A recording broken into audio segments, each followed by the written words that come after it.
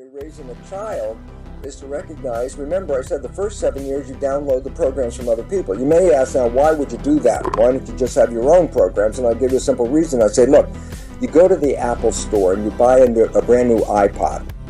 You take it out of the box and on the front screen, the touch screen, there's all these different things. You can select the music, you can change the volume, you can make a music list, you can go fast forward, you can change it. The touch screen is like creative. I can create a music list and I can create the parameters of playing that music. So I say, the touch screen is conscious mind, creative. I say, you get a brand new iPod, take it out of the box, and I say, push play. Nothing happens.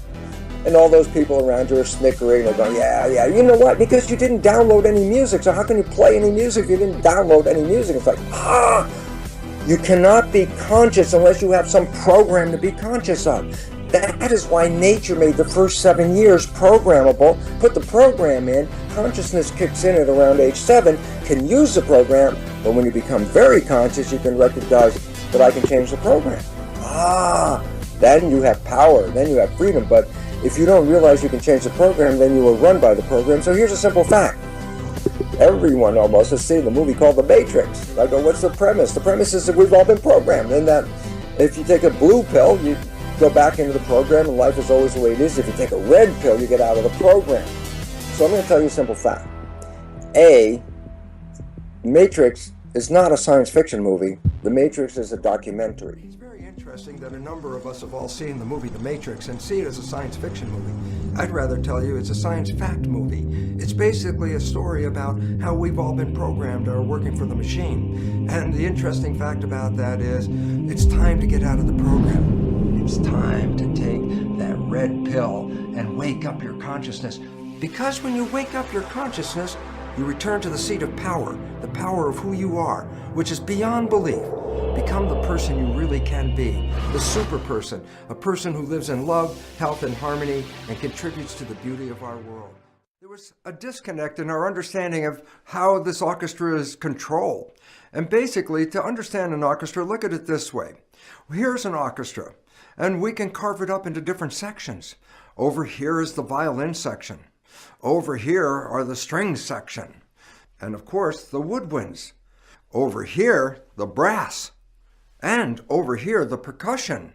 Now, each one of these individual parts of my orchestra has their own music sheet and their own score to play. And what's really interesting is, of course, when they go home and practice, they don't need to have me involved at all. They just know how to play their notes and play their part. So each portion of the orchestra knows its own program and can create its own music without my being there. But then you say, well, then what is my role here? Well, my role is not to show them how to play the music. My role is coordination, to have them work together and create harmony rather than dissonance. You know what's interesting? This is analogous to what's happening in the human body.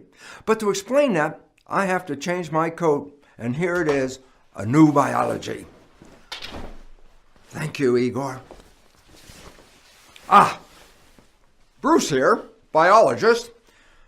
I'd like to tell you about the analogy between a symphony and a human body. In the symphony, we have carved up the orchestra into each of the individual sections that collectively work together to create the fine piece of music we were expecting to hear. How does this relate to a biology? So let's just look at the plan of our orchestra, and instead of actually having the orchestra names into the sections, let's, for this model, put in the names of the organ systems. So, violins represent respiratory system. The strings represent the digestive system. The woodwinds represent the heart and cardiovascular system, and so on. Now, what do we have? Well, we have a whole bunch of different segments that are going to participate and create the music of life. I say, yeah, but what does that mean? I say, well, here's the most important fact.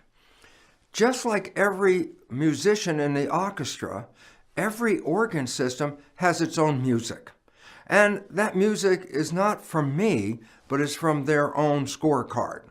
So the respiratory system knows how to breathe and exchange air. The digestive system can digest food and process the metabolites. The point about this is very simple. the function of each organ system is actually controlled by the music within that organ system. Each organ system has a mini satellite brain that helps coordinate the function of all the cells in that community. Now, these brains are called ganglia. Now, here, for example, is a picture of the gut. And in the muscular wall of the gut, you can see a cluster of nerve cells. This is a ganglion. Again, it's sort of like a satellite brain. The ganglion will coordinate the actions and functions of this entire system all by itself. And so each system can actually work and do its own job without the intervention of the nervous system. For example, you can dissect a digestive system out of a human body, and here it is, stretch it out, esophagus on one side, anus on the other side, and you know what? You could just put a piece of food in the digestive tract in the esophagus, let go, and guess what? Without any connection with the nervous system, isolated all by itself, that digestive system will take that food, move it down the esophagus, put it in the stomach, begin to break it down with acid, move it into the small intestine, absorb the metabolites, and through the anus comes the waste. What's important about this? The system knows how to do its own job. I don't have to, as a coordinator of this, tell each system how to play their music. Each system can do this alone. I've said, well, if each system has its own satellite nervous system as ganglia, then what is the function of the whole central nervous system? Well, exactly the function as a conductor in a symphony. What's that function? Not to tell each individual organ system how to do its job. The function of the nervous system is to coordinate the functions of those systems, make music in harmony.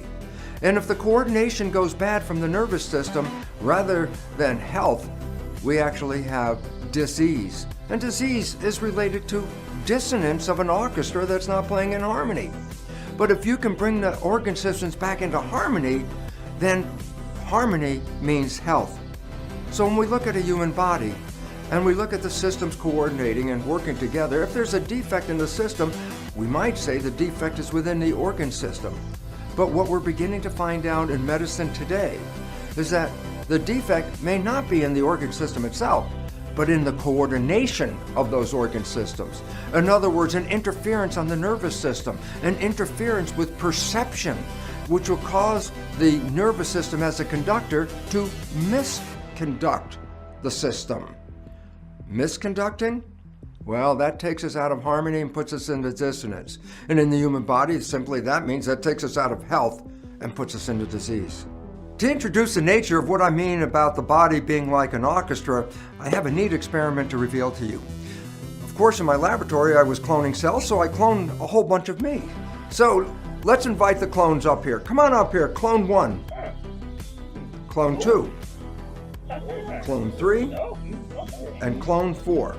Interestingly, every one of these clones has learned a very famous song, Row, Row, Row Your Boat.